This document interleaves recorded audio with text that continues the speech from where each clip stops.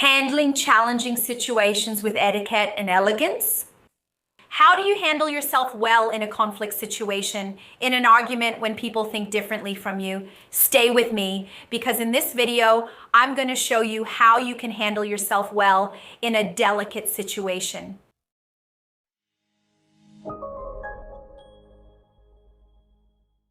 Hi, welcome to the Etiquette e Protocolo channel. I'm Juliana Santiago, co-founder of the Instituto de Etiqueta e Protocolo, a teacher and international specialist in this field. And today we're going to talk a little more. How can you handle yourself well in a conflict situation?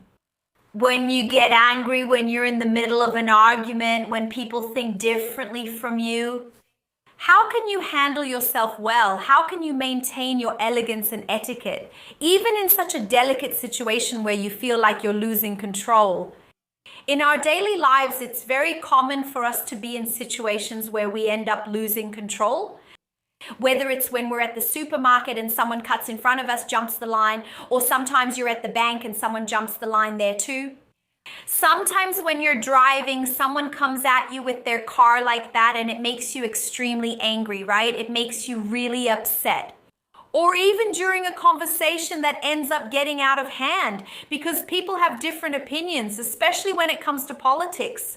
Many times people think differently, and we've seen a lot of friendships end because people think differently. And it's very common for you to be in an environment where people don't think the same way you do. You find yourself in a situation and end up being caught off guard. And sometimes the person's attitude makes you extremely nervous, extremely upset. And in this video, we're going to explore a little more about how you can stay composed in these situations. Not just so you can feel okay, but so that it really doesn't affect your judgment, your day, or the way you see the other person. Because we know that many times when we see someone who has a different opinion from ours, we end up forming an opinion and an interpretation of who they are, right? It ends up creating perceptions about who that person is. But more than that, I'm going to teach you how you can actually do well. How you can handle yourself elegantly so you don't ruin your image. So you can actually maintain self-control and be okay in any conflict situation. The first thing is this: when you're in a situation where someone else's attitude wasn't what you expected, or someone did something you didn't like. It might sound cliche, but the best thing is for you to take a deep breath, okay? So give yourself a little time to process your feelings and what you're sensing. Sometimes, for example, when a waiter at a restaurant doesn't serve you the way you would like, sometimes in the heat of the moment, we end up being too reactive and acting in a way that we later regret. So when someone especially does something you didn't like, take a breath, think, right? See and analyze what is the best way to act. Is it really worth it for me to get worked up over that waiter? Something that can really make me feel bad, ruin my day, right? Sometimes you argue with a waiter at the restaurant, like in this example I'm giving you, and there are other people at the table, and that kind of brings the mood down. When someone has a different opinion than yours in a conversation, is it really worth it to throw out all your thoughts, all your objections, or should you think a little first, right? Think a little about what you're going to explore, how you're going to express your ideas in a more polite way without belittling the other person, without offending them. So if you always take a breath and think a little. After you've thought about it and taken a breath, it's important to choose your words. We're talking a lot here about this urge to react right away. Be very careful because words have enormous power. So, for example, if you're talking to someone, especially when it comes to more controversial topics, or sometimes at work when a decision is about to be made, and then you think the other person's idea is really bad, so you go and say, wow, that's a terrible idea. Be careful with your words. Be very responsible with the words you use. This is also very common in social settings, especially when it comes to political issues. Sometimes someone has a political opinion that's different from yours, or maybe an opinion about a really controversial topic, and then you immediately want to share your own opinion. Or sometimes you even belittle what the other person thinks, feels, or interprets. And it leaves the atmosphere really tense. So be very careful with comments like, oh, what you're thinking isn't right, or wow, that's a terrible idea, or seriously, out of all the ideas for our project, you came up with this one. So be careful with things that might put other people down. The third point is to develop the skill of listening. So if you pay close attention, everything is really connected, right? So we first need to take a breath before responding. Think very carefully about the words we use, and it's essential to understand that elegance is closely related to listening to others. Even though people often have different points of view, different questions, different ideas, and different suggestions to give us, it's essential that we know how to listen. Elegance is closely associated with paying attention to the other person, with being kind to them. And a very practical way for us to be kind to people is to actually learn to listen to what they have to say to us. So, if someone has a different opinion about a topic, about something at work, about an idea for a project, or even in an extreme situation involving a more controversial or delicate subject, wait for the person. Let them explain their point of view. Let them express themselves. It's good that when the person is talking, you take a breath, right? You let the person speak, you give yourself some time to breathe, and also to choose the best words, right?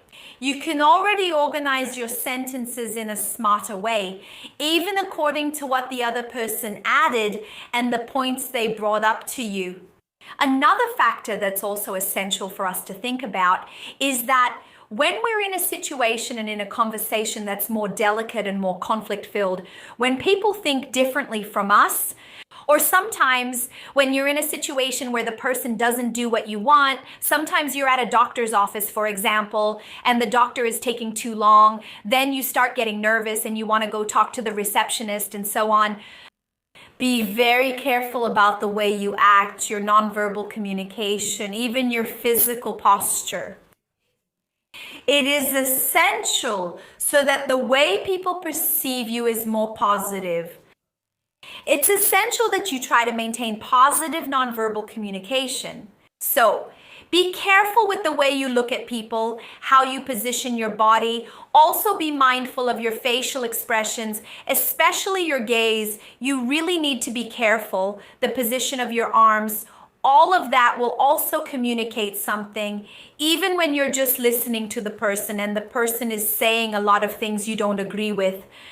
Try to maintain your posture, right? Your nonverbal communication, showing that you are observing what the person is saying, that you are paying attention to what they say. And also in situations, for example, when you're irritated, sometimes, for instance, you weren't helped in a store and you got extremely upset about it. Be careful about how you approach the store manager right away to complain. Maintaining that good posture, right? Trying to keep your nonverbal communication always positive will really help you have a much more elegant presence. Now, if you're there talking to someone, you're there, you're discussing, you're making your points. Sometimes even in a group of friends, this can happen. People are talking and have different points of view about a certain topic. And then you end up really giving in, right? Or you notice that the mood in that discussion is getting too heated. It's essential that you know how to step away. So, for example, if you notice that a conversation at a party isn't being productive, you know that you think very differently from those people and that it might not even be good for the atmosphere there. Wouldn't it be better for you to talk to another group or even change the subject? Knowing when to step back and knowing your limits is essential for you to maintain your composure. So if you notice that a topic is going too far and you don't agree with what people are saying, think about whether it's worth it for you to take a walk or sometimes even leave the place. And if you're enjoying this video, if you're learning a lot from this content, if it makes sense to you, Don't forget to like this video and don't forget to share it with other people as well, who also want to improve their behavior, who want to know how to gracefully get out of a delicate situation, out of a conflict, right? Go ahead and share this video, and also don't forget to follow us on social media. Every day there's a question box on Instagram, Etiquette e Protocolo. Send your question there. I'll love to hear from you. Don't forget to tell me that you're following on Instagram and say, Ju, I came from the YouTube channel. Leave a comment there. I'll love to hear from you. Getting back to the topic of the video, it's important not to be ashamed to apologize. Many times we're at a party or an event and we don't know what our limits are. So we forget that. Hey, let me step away, let me leave, and then we end up staying in that conversation and we end up making our points, and then that conversation turns into an argument, and from the argument we start using words that we regret later. So there's nothing wrong with apologizing. If you realize that you are wrong at some point, don't be ashamed to admit your mistakes. This is also something that really helps us develop humility, you know? Being able to recognize our flaws is essential for our personal growth. And another point is learning from experience, right? If you know, understand, and are aware of your limits, you won't make mistakes. So, for example, if you know that talking about politics or religion are topics that make you more nervous, and you really like to share your opinion when these kinds of subjects come up, be careful. How about avoiding them, right? Knowing your limits is essential for you to maintain a good relationship with other people, especially with people you are not used to, with people who are not part of your daily life. Understanding what proper behavior looks like in any situation will certainly help us a lot.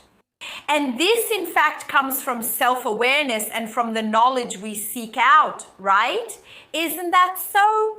That's why, if you like these topics related to good behavior, you can't miss my Etiquette and Good Manners training, which is a complete course on this subject, where you will learn everything about good behavior in general, from good posture, nonverbal communication, online behavior, digital etiquette, to table manners.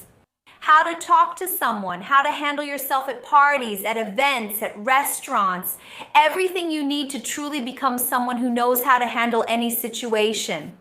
Learning is one of the essential factors to avoid making mistakes, because if you know what you're doing, if you know which direction to take, you certainly won't slip up. And we're always constantly learning and in contact with other people. And even if it's a negative conversation or even just a trivial day-to-day chat with other people, we need to know how to communicate in general. It certainly makes us a much more elegant person, much more prepared, confident, and also a person who is much more respected by others. I've already made a video here talking about habits that people have when talking to someone, negative habits. And it's essential that you watch this video. I'll leave it here on the side so you can watch it next. I'll be back soon with new content here. See you later.